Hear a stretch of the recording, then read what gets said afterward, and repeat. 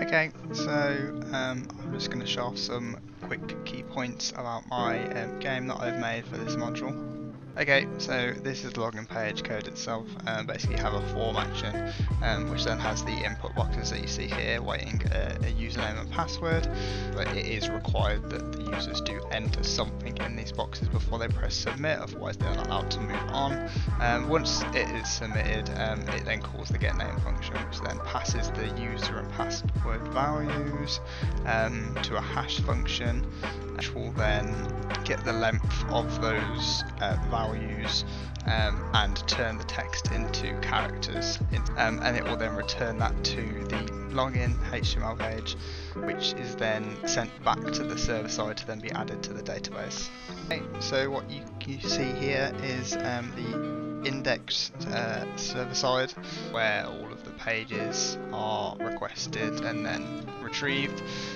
So like here, this line here gets the index page, then we've got home page, login page, which then does a bunch of stuff with the username and password entered, stores that in a database, which you can see here, which is db.set, which is using Replit built-in database service.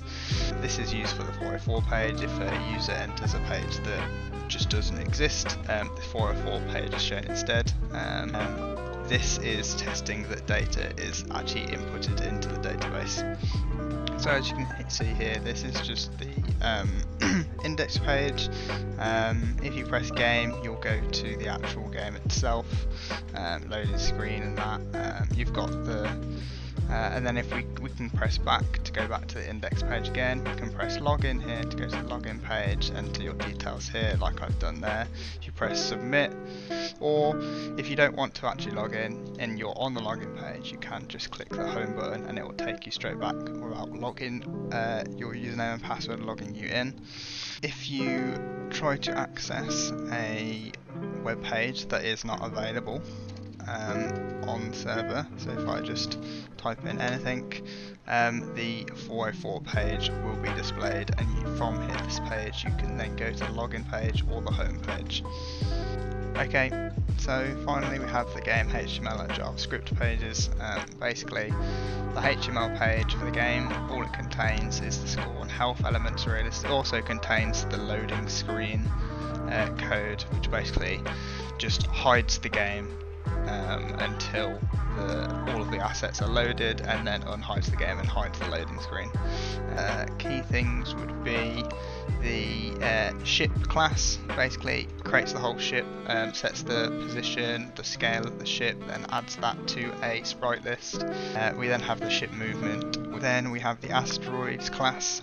This again creates the asteroids, sets the positions to a random position between these values here, and then sets the scale, and then it will create a set of 20 of these. Then we have the collision here. Basically it creates a hitbox for each individual asteroid, and sets the position of the hitbox based off the asteroid's position.